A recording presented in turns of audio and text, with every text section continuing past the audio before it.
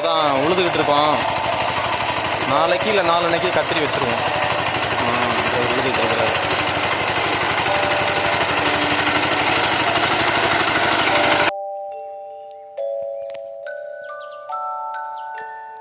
வயல் உழுதுருக்கேன் பாருங்கள். நேற்று டிராக்டர் வச்சு உழுதேன். புழுதி அடித்தாச்சு.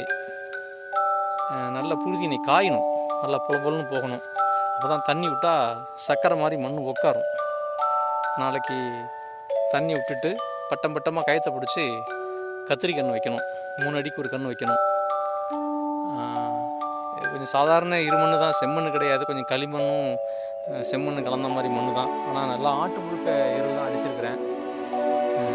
அப்படியே பாருங்கள், கத்திரி கன்று காட்டுறேன் பாருங்கள். கத்திரி கன்று விட்டுருக்கேன் பாருங்கள். அதோ கூடாரம் போட்டிருக்கேன் பாருங்கள். 4 பக்கம் கூடாரம் போட்டு தெரியுதுங்களா? கூடாரம் போட்டு கத்திரி கன்று 500 கன்று இருக்கும். இந்த கண்ணை வச்சு நாளைக்கு வைக்கணும். நாளைக்கு வைக்கலான்னு இருக்கிறேன். வானத்தை பார்த்துட்டு தான் வைக்கணும். நாளைக்கு மழை காஞ்சிதுன்னா நாளைக்கு கத்திரி கன்று வச்சுருவேன்.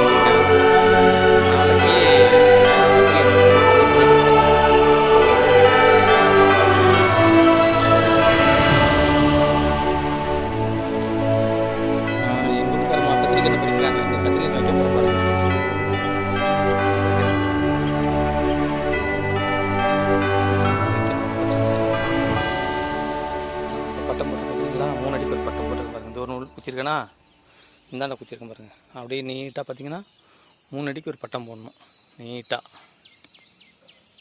கத்திரிக்கண்ணு தான் இப்படி தான் நடணும். கத்திரிக்கண்ணு நட்டாவது பாருங்கள். 3 அடிக்கு ஒரு கன்று இதோ இப்படி தான் நடணும். பட்டத்தை பிடிச்சி இப்படி 3 அடி இருக்கணும், இப்படி 3 அடி இருக்கணும். ஃபுல்லாக நட்டுட்டு ஃபுல்லாக எல்லாத்தையுமே அது வரைக்கும் நடணும். அதேமாதிரி திருப்பி இந்த பக்கம் நடணும்.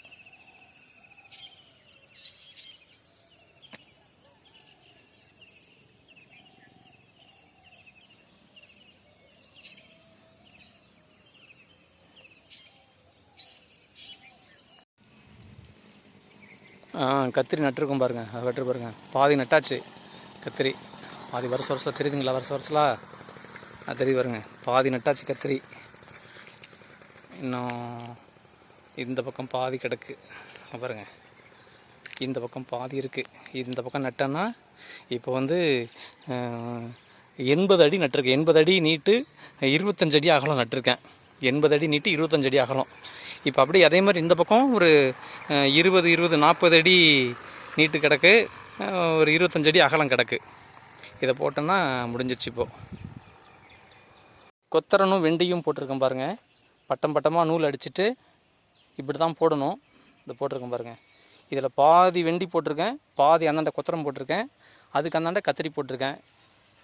தெரியுதுங்களா? இப்படி தான் போடணும். இப்படி தான் கத்திரி விவசாயம் செய்யணும். உங்களுக்கு இது சம்மந்தமாக ஏதாவது உங்களுக்கு தெரியணும் அப்படின்னா நான் உங்களுக்கு என்கிட்ட கேளுங்க. என்னென்னு நான் கமெண்டில் உங்களுக்கு திருப்பி நான் சொல்கிறேன். இப்படி இருந்தால் தான் கத்திரிக்காய் நல்லா காய்க்கும். ஒரு செடிக்கு குறைச்சலாக ஒரு 4 கிலோவிலேருந்து 5 கிலோ வரைக்கும் காய்க்கும். நல்ல மகசூல் இருக்கும். ஓகேங்களா? ரொம்ப நன்றி. என்னுடைய வீடியோவை நீங்கள் பார்த்ததற்கு ரொம்ப நன்றி. கண்டிப்பாக லைக் பண்ணுங்கள், ஷேர் பண்ணுங்கள், சப்ஸ்கிரைப் பண்ணுங்கள்.